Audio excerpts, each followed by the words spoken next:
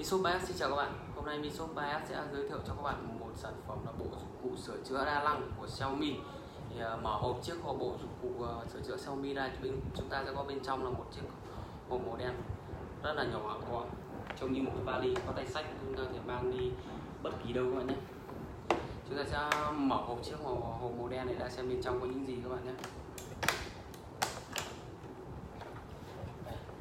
Xem mở hộp chiếc hộp dụng cụ ra thì bên trong sẽ có một quyển sách tablo hướng dẫn này, quyển đệm màu đen. Đây chính là toàn bộ các dụng cụ sửa chữa của Xiaomi ở trong chiếc hộp màu đen này của chúng ta sẽ nói về chi tiết này. Trong chiếc bộ dụng cụ này của chúng ta sẽ có một cái tô vít. Cái tô vít này nó sẽ có một cái đầu như một cái đầu vít nhỏ. Chúng ta thể chứa được rất là nhiều cái đầu vít và rất là dễ là tháo lắp. Các bạn có thể lắp những cái đầu vít lục năng này, vì trong bộ dụng cụ có cho chúng ta 11 đầu vít. Các bạn thể lắp đầu vít lục năng này từ to đến nhỏ này, tô vít 4 cạnh này. Đấy là những tô vít 4 cạnh này, các bạn có thể thay. Nếu như một cái khoan tay bình thường các bạn phải thay mũi khoan này thì chúng ta đây là thay mũi đầu vít. Đây là một chiếc tô vít của chúng ta rất là đa năng. Một chiếc cờ lê nhỏ các bạn nhé, một chiếc cờ lê nhỏ, cái chiều rộng của chiếc cờ lê thì há miệng ra thì nó sẽ tầm 2 cm. Tiếp theo đó đây chính là một cái búa. Trong cái búa này nó có một cái đầu, đó là đầu kim loại, chúng ta có thể dùng để tác động vào những cái vật dụng nặng ấy, chúng ta có thể tác dụng lực mạnh. Còn một đầu đó là đầu cao su. Đấy. Tiếp theo đó chính là một chiếc kìm. Cái kìm này sẽ là sử dụng là một cái kìm cặp, thì cái phần trên của nó sẽ dùng để chúng ta kẹp đồ. Đấy, phần cuối của chiếc kìm ấy thì nó là như một cái kìm cắt, kìm cắt dây điện các bạn hiểu. Nó sẽ có hai cái lưỡi ở đây thì giúp chúng ta có thể cắt. Đấy, mình có thể cắt này. Đấy, mình có thể bấm được cả cái móng tay của mình luôn này các bạn, rất là bằng, rất là sắc. Tiếp theo nữa là trong bộ dụng cụ ra cho thêm chúng ta nó một con dao dọc giấy.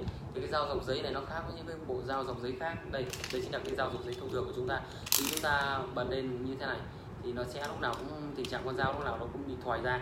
Nhưng mà dao dọc giấy của Xiaomi nó lại khác. Khi các bạn bấm giữ thì nó lên mũi dao, nhưng mà khi các bạn nhả tay ra sẽ tự động mũi dao thu vào. Rất là an toàn khi chúng ta sử dụng. Không may trong trường hợp mà chúng ta cứ để cái mũi dao như thế này mà cọ vào, không may là đứt tay đứt chân, thì Xiaomi lại thiết kế một cái rất là thông minh. Thì khi chúng ta không sử dụng được, chúng ta bỏ ra ngoài thì lưỡi dao sẽ tự động thu vào. Bên dưới chiếc gạt của chiếc dao nó có một cái lò xo đấy, khi chúng ta không dùng nữa thì lò xo tự động kéo mũi dao vào, rất là an toàn. Ngoài ra nữa thì bộ dụng cụ của chúng ta trong dụng cụ sửa chữa không thể thiếu cái thước. Đấy chính là cái thước đo của bộ dụng cụ sửa chữa của chúng ta. Thì cái thước đo này nó có chiều dài là 3 mét các bạn nhé. Đặc biệt hơn cái là thước đo này nó cũng khác với các thước đo khác, đó là khi các thước đo khác ấy, của thông dụng của chúng ta bình thường ấy, thì khi các bạn kéo cái sợi thước này ra mà các bạn không bấm cái nút giữ ấy, thì nó sẽ tự động thu vào. Mà nhiều khi các bạn kéo ra ấy, các bạn lại phải dùng chức năng, các bạn phải bấm cái nút giữ thì cái thước của các bạn nó mới giữ và thẳng đứng như thế này. Cái Xiaomi thì không, các bạn cứ rút ra, rút tầm bao nhiêu thì tự động nó sẽ giữ, mà nó không cần phải các bạn phải bấm cái nút gì để phức tạp hay lằng nhằng thêm các bước. Và nó có một cái nút nhỏ ở phía trên này, nút nhỏ sẽ dùng làm để chúng ta thu thước này vào. Đấy, khi các bạn để thước dài các bạn có thể bấm vào thu vào, tự động thu vào, và các bạn có thể thu với bạn đang kéo tầm 20 đến 30 cm chẳng hạn, mà thu tầm 15 các bạn bấm nhẹ này. Đấy, tự động thu vào, và chúng ta không cần phải dùng đến cái tay thứ hai để chúng ta thu gọn vào. Và cái cuối cùng đó chính là trong chiếc hộp dụng cụ của chúng ta sẽ có một cái hộp để chúng ta đựng những vật liệu, ví dụ như tô vít này, hay đinh này, hay là vít sâu này. Đấy, những bộ dụng cụ để cho chúng ta chứa những thứ mà chúng ta thiết yếu để trong công việc sử dụng sửa chữa. Như các bạn có thể mang theo đinh, sâu, vít. Đấy, các bạn có thể để vào đây, chúng ta mang đi rất là di chuyển rất là nhẹ nhàng.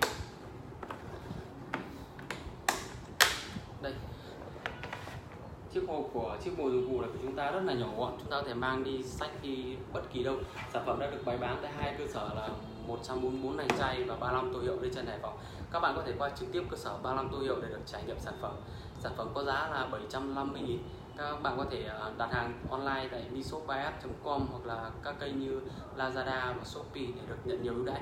Cảm ơn các bạn đã theo dõi video. Xin chào và hẹn gặp lại. Xin cảm ơn.